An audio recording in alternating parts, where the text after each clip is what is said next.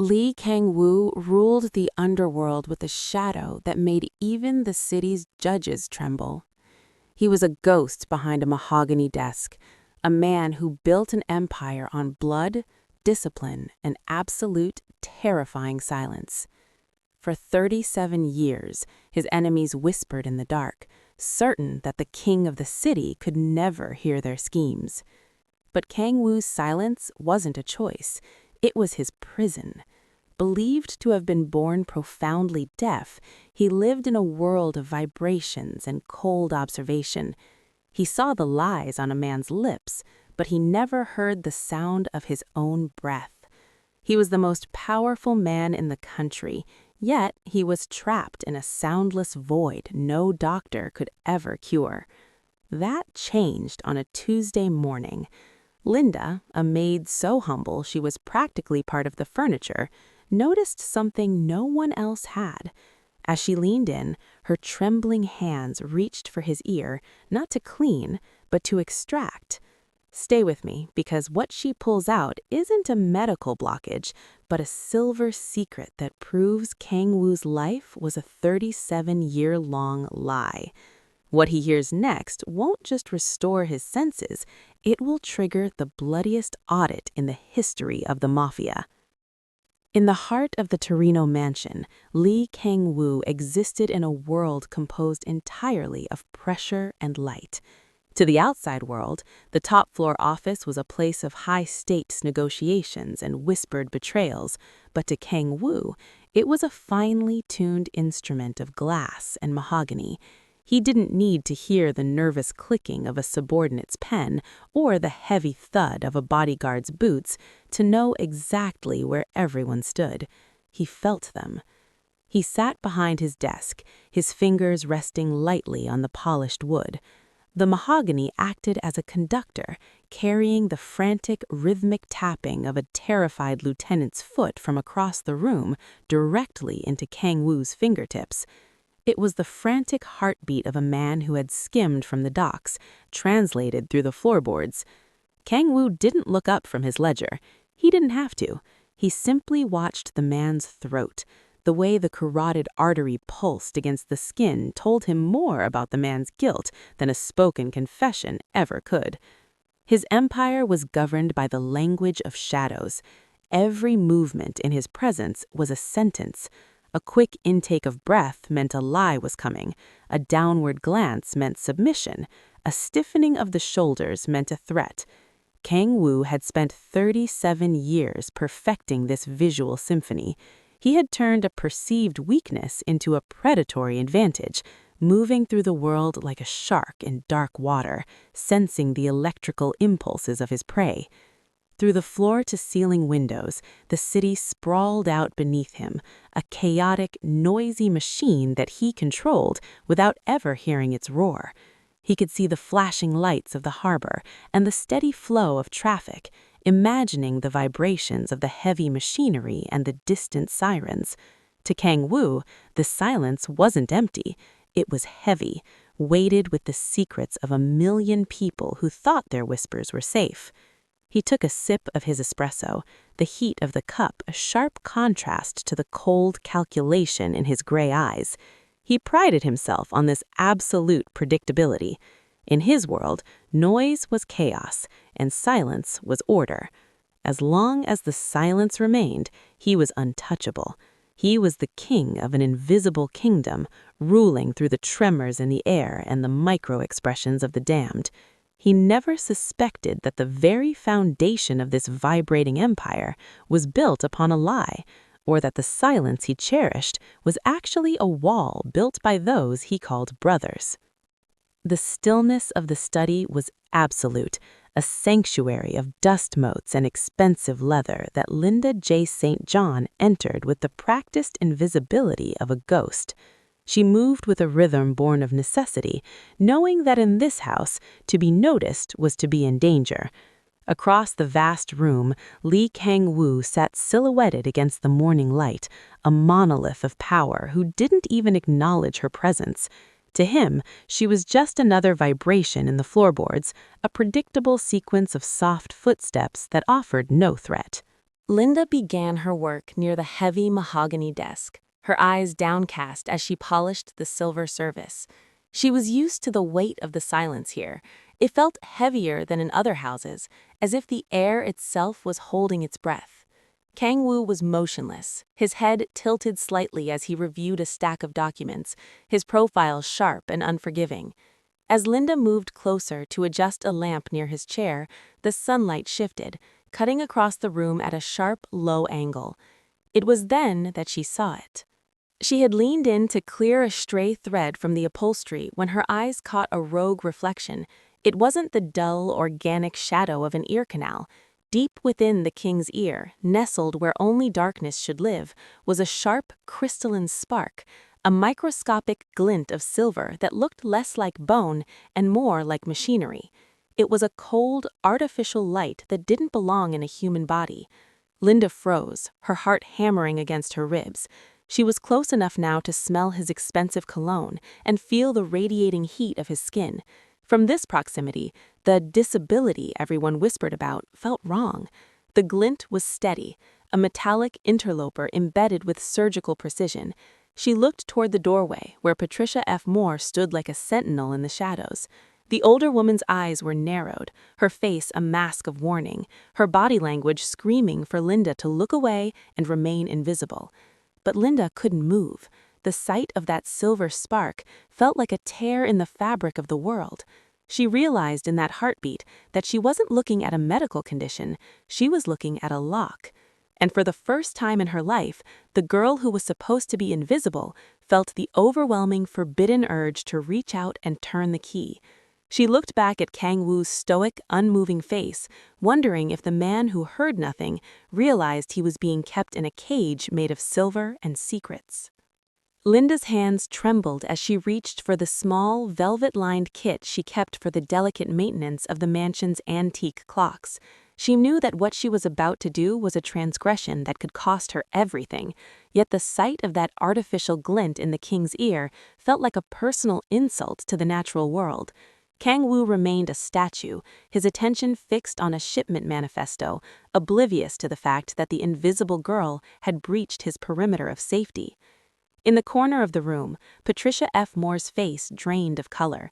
The head housekeeper took a frantic step forward, her mouth opening as if to scream a silent warning, but the sheer audacity of the moment rooted her to the spot. She watched in mounting horror as Linda produced a pair of fine, silver tweezers, their tips precision-engineered for the tiniest gears. Patricia knew things about this house, secrets buried in the foundations, and she recognized that Linda wasn't just performing a cleaning task, she was dismantling a 37-year-long conspiracy. Linda leaned in, the scent of Kang-woo's ironed suit filling her lungs. She focused all her will into her fingertips, sliding the silver tips into the darkness of his ear canal. The metal brushed against something cold and unyielding. Kang-woo stiffened, his jaw tightening as he felt the alien sensation, but he didn't pull away. He sat in a state of confused paralysis, his gray eyes widening as he looked into the middle distance. With a slow, agonizingly steady pull, Linda retracted the tweezers. Patricia's breath hitched as a microscopic object emerged into the light. It wasn't a biological mass or a blockage of wax. It was a sleek, silver cylinder, no larger than a grain of rice, humming with a faint, dying blue light before it went dark in the open air. As the device left his body, a physical pop resonated through Kang-woo's skull. The silence that defined his existence didn't just fade, it shattered. For the first time in his life, Lee Kang-woo heard the world. It began as a violent, rushing roar, the sound of his own blood thundering through his veins, followed by the terrifying, high-pitched scrape of the tweezers against the velvet tray. Patricia let out a strangled gasp, and to Kang-woo, it sounded like a thunderclap. He lurched forward, clutching the edges of his desk hard enough that the wood groaned, his breath coming in ragged, audible heaves that terrified him. He looked up at Linda, his rugged face fractured by a vulnerability he had never shown. In that moment of sensory rebirth, he didn't look like a king. He looked like a man who had just been dragged, gasping and shivering, from the bottom of a deep, dark well. The transition was not a gentle awakening. It was a sensory assault. For 37 years, Li Kangwu had lived in a world of velvet shadows, but now the void had been replaced by a cacophony that felt like physical pain. Every microscopic movement in the room translated into a jarring, jagged spike of electricity in his brain. The rustle of Linda's apron was a sandpaper scream. The distant hum of the ventilation system was a low, guttural growl that made his teeth ache. He felt like a man standing on a glass floor that was rapidly cracking beneath his weight. He tried to steady his breathing, but even the air entering his lungs sounded like a gale-force wind whistling through a narrow canyon.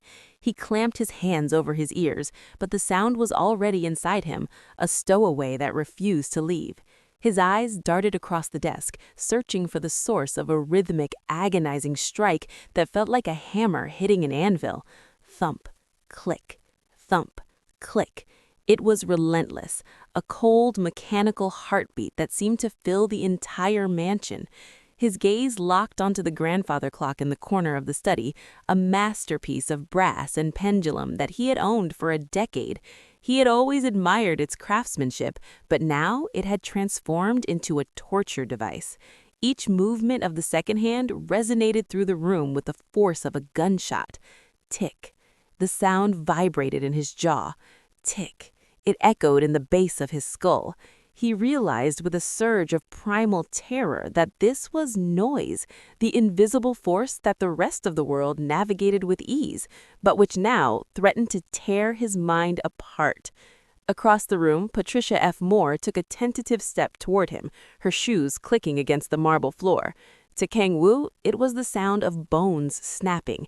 He recoiled, his chair screeching across the floorboards, a sound so violent it made him gasp in agony. He looked at his own hands, trembling and unfamiliar, as he heard the frantic, wet thudding of his heart. It was a chaotic, uncoordinated orchestra of a world he didn't recognize. The king of silence was gone, replaced by a man drowning in a sea of sound. Realizing that every secret ever whispered in this room had a volume, a tone, and a weight, and he was finally, terrifyingly, beginning to feel the gravity of them all. As the initial shock of the sonic assault began to dull into a throbbing ache, Li Kang-woo's predatory instincts, the very ones that had kept him alive in a world of silence, slowly clawed their way back to the surface. He lowered his hands from his head, his chest still heaving, and fixed his gaze on the velvet tray. There, lying innocent and inert, was the silver grain Linda had pulled from his flesh. With fingers that still trembled, he reached out and pinched the object. It was cold, far colder than it should have been after nearly 40 decades inside a human body. It possessed a weight that defied biology. It was too dense for bone, too smooth for calcified tissue. He brought it inches from his eyes, squinting as the morning sun caught its surface. It wasn't just metallic, it was engineered. His heart, which he could now hear drumming a frantic rhythm against his ribs, skipped a beat.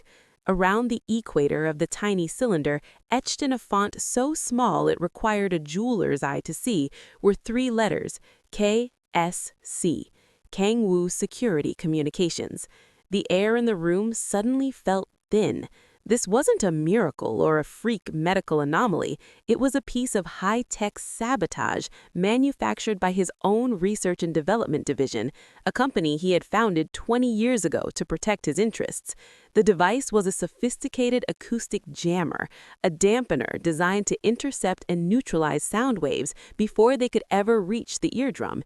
It hadn't just been sitting there, it had been active, powered by his own body heat, a parasite fed by the very man it was designed to mute. He looked at Patricia, who remained frozen by the door. Her eyes weren't filled with the wonder of a witness to a miracle. They were filled with an ancient, curdled guilt. Kang-woo realized then that his condition had been a project. His doctors, his specialists, the men who had looked him in the eye for 37 years and lamented his unfortunate birth, they had been the mechanics of his cage. He had been strategically handicapped. Someone had decided that a deaf king was easier to manage, a king who couldn't hear the rustle of a bribe changing hands or the change in a trader's pitch. His entire life, every victory, every loss, had been played out on a stage where the audience was laughing at a frequency he was never meant to reach. The rage that began to boil in his gut was louder than any sound in the room, a silent, mounting storm.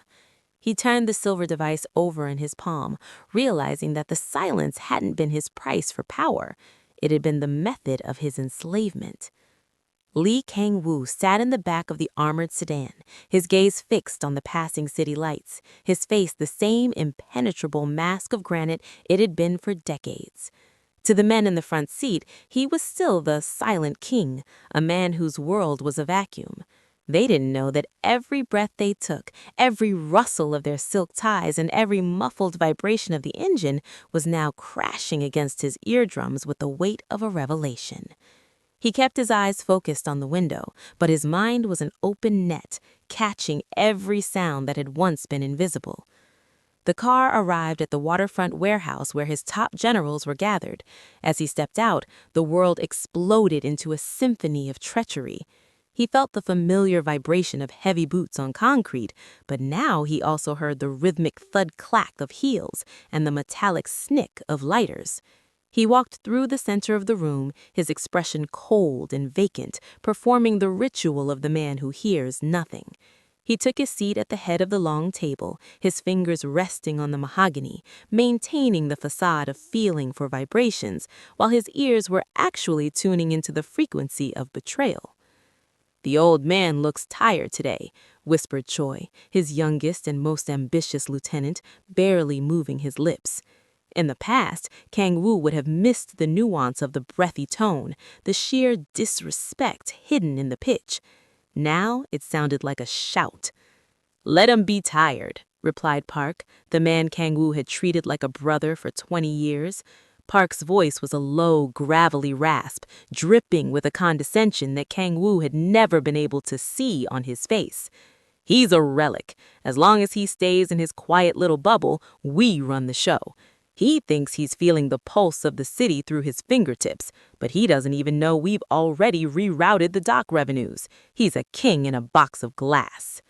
Kang-woo's jaw tightened, but he channeled the surge of adrenaline into a slow, deliberate sip of water. The sound of the liquid swallowing down his throat was loud, but the sound of his men laughing, a soft, snickering sound they thought was safe behind the wall of his deafness, was louder. He watched them through his peripheral vision, seeing their relaxed postures and their arrogant smirks. They were speaking freely, discussing numbers and names that were never meant for his ears, confident that the silver jammer still held him hostage. He felt a cold, sharp clarity. For 37 years, he had been a spectator in his own empire, watching a play where the actors were mocking him from the stage. But the glass box was gone. Every secret they whispered, every insult they breathed, was being recorded in the ledger of his mind.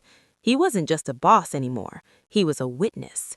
He allowed a small, almost imperceptible shadow of a smile to touch the corners of his mouth.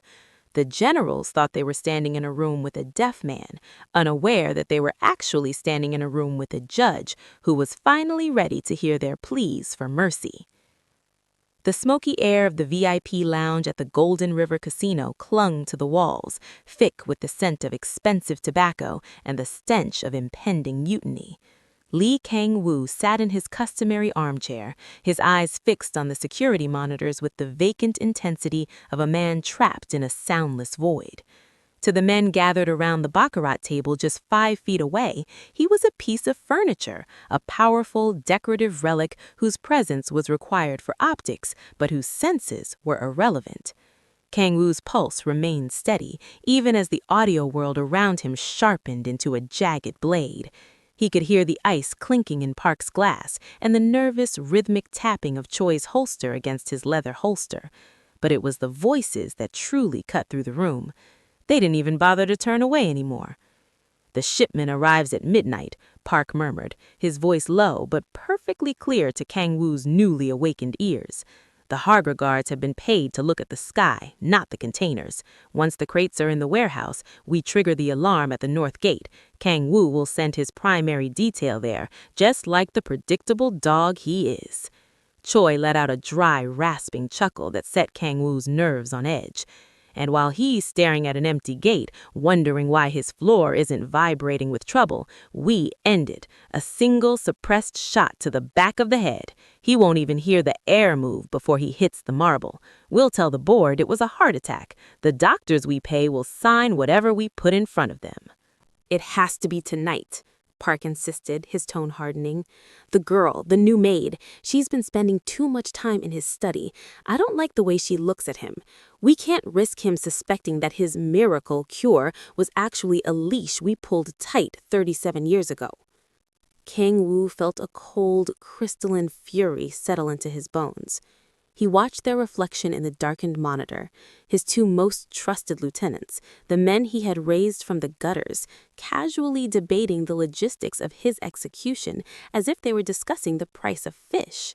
He heard the slight tremor in Choi's voice, a hidden fear that his eyes would have never caught. He heard the arrogant, wet smack of Park's lips as he finished his drink.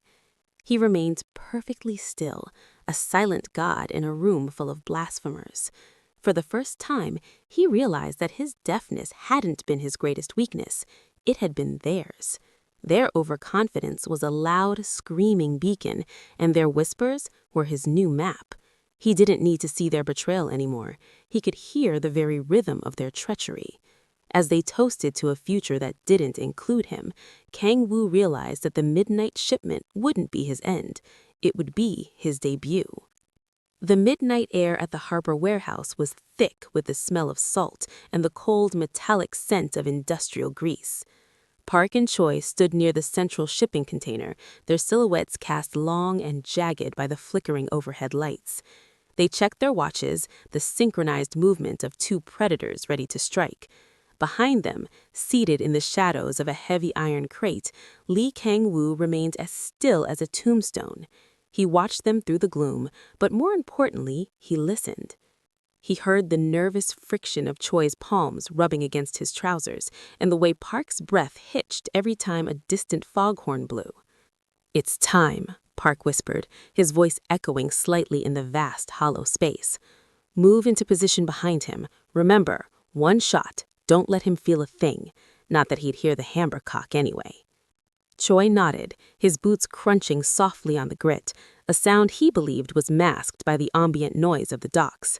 He began to circle toward the back of Kang-woo's chair, his hand sliding toward the cold grip of the suppressed pistol tucked into his waistband. "You're stepping too heavy on your left heel, Choi," a voice rasped.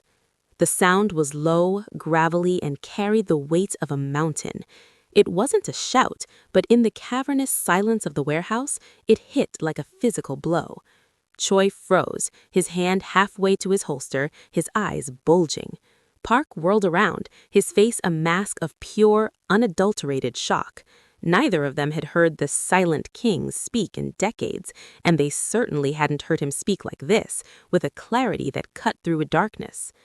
Kang-woo stood up slowly, the movement fluid and terrifying. He didn't look at their hands, he looked directly into their souls. "And Park," Kang-woo continued, his voice steadying, "your heart is beating at 110. I can hear it from here. It sounds guilty." "Kang-woo," Park stammered, his voice cracking, the pitch rising into a frequency of pure terror. You can hear us?" "I can hear the sweat breaking on your forehead," Kang-woo said, stepping into the light. He held the tiny silver dampener between his thumb and forefinger, the moonlight catching its lethal metallic edge. "I heard the midnight shipment. I heard the plan for the North Gate. And I heard exactly how much you think a suppressed shot sounds like a heart attack." The power dynamic in the room didn't just shift, it imploded. The two men who had spent 37 years mocking a deaf man now found themselves stripped naked by the very sense they had stolen. Kang-woo watched them tremble, but for the first time, the language of fear wasn't just written on their faces, it was a symphony playing in his ears. He realized that the most terrifying sound in the world wasn't a gunshot or an explosion. It was the sound of a traitor realizing his victim had been listening to every word he spoke. The warehouse fell into a silence far more profound than the one Li Kangwu had inhabited for 37 years. It was no longer the hollow quiet of a man who could not hear, but the suffocating stillness of men who were too terrified to breathe. Park and Joy remained paralyzed, their power having evaporated the moment their secret was held up to the light. Kangwu didn't call for his guards. He didn't need to. The sheer gravity of his presence, now augmented by the terrifying awareness in his eyes, was enough to pin them to the cold concrete floor. For 37 years, you whispered, Kangwu said, his voice now a calm, melodic blade that sliced through the salt, thick air. You thought my world was empty. You thought the silence was a wall that protected you, but all you did was build a library of your own sins. He walked toward Park, the steady, rhythmic click of his Italian leather loafers sounding like the ticking of a countdown. He reached out, not to strike, but to adjust Park's crooked tie. The proximity was agonizing. Kangwu could hear the frantic, uneven flutter of his man's pulse in his neck, a sound of pure, pathetic desperation. The price of my silence is steep, Park. It is measured in every word you thought I missed, every bribe, every insult, every plan you made while standing right in front of me. You didn't just steal my hearing, you stole 37 years of the truth. By morning, the word had spread through the city like a low-frequency hum. The silent king was no longer silent, and more importantly, he was no longer deaf. The underworld, once a place of safe whispers and backroom deals, was suddenly gripped by a cold, paralyzing paranoia. If Kangwu could hear the heartbeat of a traitor through a brick wall, who was safe? The doctors who maintained the lie vanished into the night. The lieutenants who had skimmed from the accounts turned themselves in, hoping for a mercy that Kangwu's cold eyes no longer promised. In his study, Kangwu sat once more behind the mahogany desk. The grandfather clock still ticked, but he no longer found it deafening. It was simply the heartbeat of his new reality. Linda J. St. John entered the room with her usual ghost-like grace. She stopped at the edge of the desk, her eyes meeting his. For the first time, he didn't just see her presence, he heard the soft, steady confidence in her breathing. "Linda," he said, the sound of her name on his lips strange and new. He didn't thank her, kings did not offer thanks, but he looked at her with an intensity that acknowledged she was the only person in the city who hadn't been whispering behind his back. The city outside roared with a million sounds he was still learning to decode, but within these walls, the order was absolute. Li Kangwu was a king who now heard everything, and in this new reign, the only sound that mattered was the one he chose to let live.